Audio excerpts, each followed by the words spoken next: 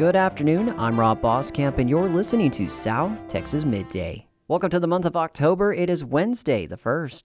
A T-45 Navy training jet crashed yesterday afternoon south of Naval Air Station Kingsville. The Clayburgh County Sheriff's Office and Texas Department of Public Service told KIII News that the pilot was found at the site after ejecting from the aircraft. The pilot is reported to be okay, but is being evaluated by EMS as a precaution. The cause of the crash remains under investigation. Victoria ISD has recently reported 11 false threats at various schools throughout the district. Superintendent Sheila Cayazo told 25 News Now that any threat, whether genuine or a prank, will be reported to the school resource officer for investigation. Any threat in any of our campuses is going to be investigated and processed as it should be. If you think about it, the alternative of not investigating would not be good. Cayazo encouraged parents to talk to their children about the seriousness of false threats. In Texas, making a false report to induce emergency response is a Class A misdemeanor.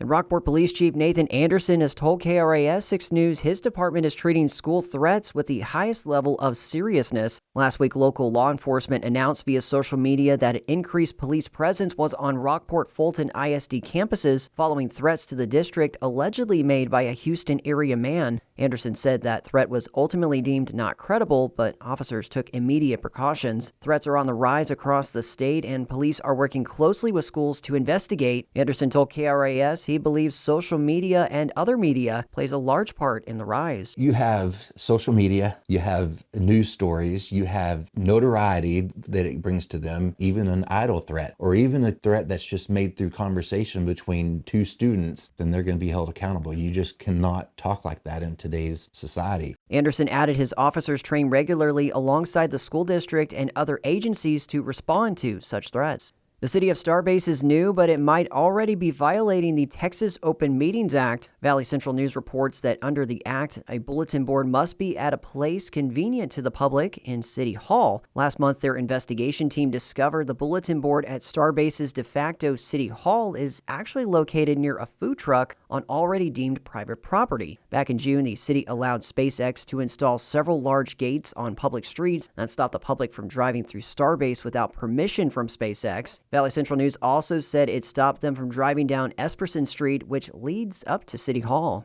The U.S. Coast Guard announced that guardsmen in South Padre Island and Corpus Christi recently arrested 4 men after illegally fishing 450 pounds of red snapper in federal waters off South Texas. The U.S. Coast Guard said in a news release that crews spotted a lancha with 4 men illegally fishing north of the maritime boundary line in the Gulf. Officials found the fish, fishing gear, and other equipment in the lancha. Coast Guardsmen arrested the 4 men and took them to U.S. Homeland Security investigations personnel for processing at the Coast Guard station in South Padre Island. A lancha is often used by Mexican fishermen to illegally fish near the U.S.-Mexico border in the Gulf.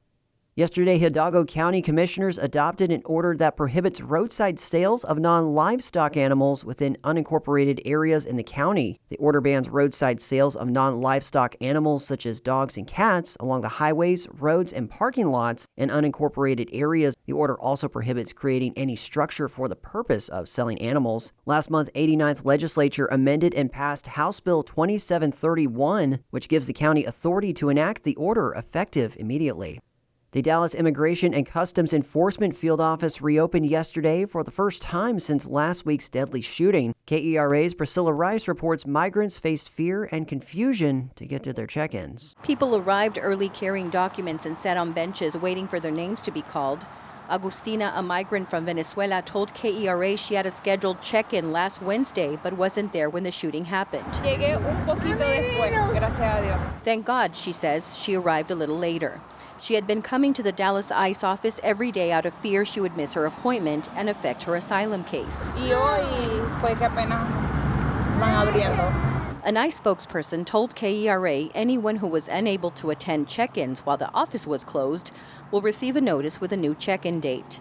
For KERA News, I'm Priscilla Rice in Dallas. The federal trial begins today in El Paso over the newly redrawn Texas congressional maps. At issue is whether the state's mid-decade redistricting unlawfully dilutes the voting strength of Black and Latino Texans. The start of the trial marks the next chapter in a long-running battle over Texas congressional maps, and which could ultimately decide which party controls Congress after the midterms next year. Texas Public Radio's David Martin Davies has this audio timeline. On July 7th, almost all of the attention in Texas was focused on the deadly disaster along the upper Guadalupe River.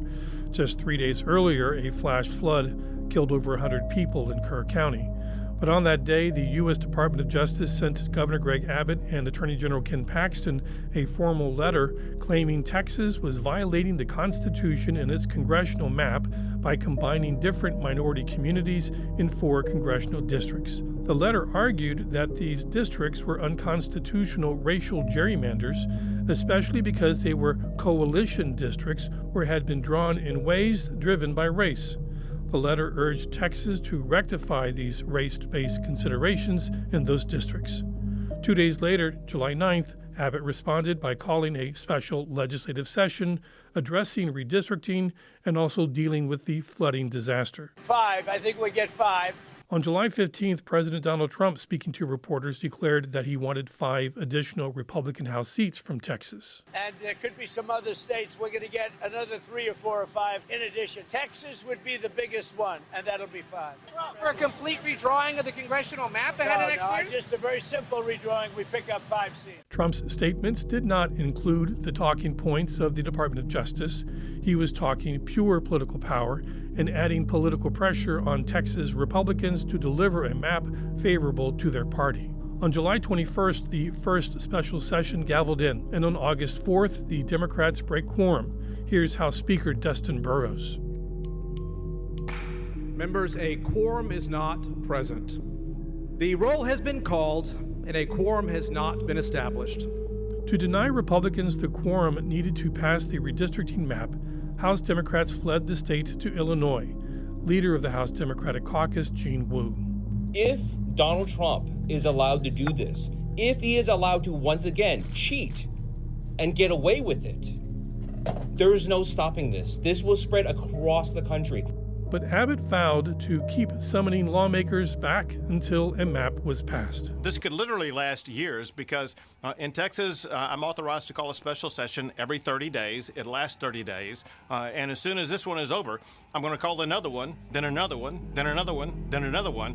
On August 15th, the first special session ended, and a second special session was immediately called, with passing the new map again on the governor's call. 3 days later, August 15th, the Democrats returned, the quorum was restored, and the final passage of the new district map was cleared and soon passed. 88 ayes and 52 nays. House Bill 4 is finally passed. On August 29th, Abbott formally signed the new congressional map into law. Texas is now more red in the United States Congress. Since then, lawsuits have been filed, and that brings us to today, day 1 of a preliminary injunction hearing. Plaintiffs are seeking to halt the implementation of the new map before it can be used in candidate filings. The judge's eventual decision could shape the political balance of Texas and the nation for the rest of the decade. I'm David Martin Davies in San Antonio. Harlingen city officials are teaming up with Cameron County's drainage districts to launch projects aimed at curbing flooding across town and working with new drainage crews to cut thousands of dollars in costs. For the new fiscal year, the city's Public Works Department is planning 7 projects, with the county giving the go-ahead to work outside city limits. The Valley Morning Star reports the city has hired companies to work drainage projects in the past, paying contractors additional costs. Now, as part of an agreement, the city's taking on jobs with the help of its 10-man drainage crew, along with the equipment, while the county buys materials, including hundreds of feet of storm sewer lines. Officials are planning to hire a second drainage crew made up of 3 members and a supervisor charged with overseeing the overall operation. Yesterday, the Texas Veterans Commission presented $4.32 million in grants to 14 organizations supporting veteran services across South Texas. The grants, part of TVC's Fund for Veterans Assistance, aim to provide services to over 2,100 veterans in the region. The funding will support services including financial assistance, housing, and skill-based training. The grants include financial assistance of $300,000 for Cameron County, $400,000 in the city of Harlingen, and $500,000 for Housing for Texas Heroes in Harlingen.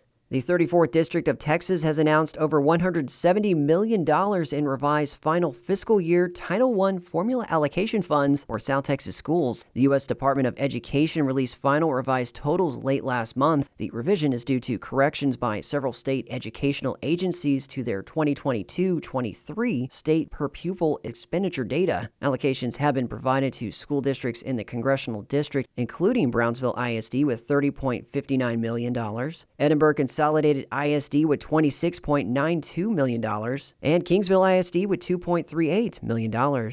And 6 South Texas campuses were named Texas 2025 Lone Star Ribbon Schools, Governor Abbott announced earlier this week. The 6 schools are part of the 28 Texas schools named as the inaugural class of Lone Star Ribbon Schools. Those include Roma ISD's Delia Gonzalez Garcia Elementary, R.T. Barrera Elementary, Sharyland ISD's Harry Shimatsu Elementary, PSJA ISD's Thomas Jefferson T-STEM Early College High School, George West Primary School, and La Jolla ISD's Diaz Villarreal Elementary. And that is the latest news and information on South Texas Midday. I'm Rob Boskamp. Your community arts calendar and more is on the way.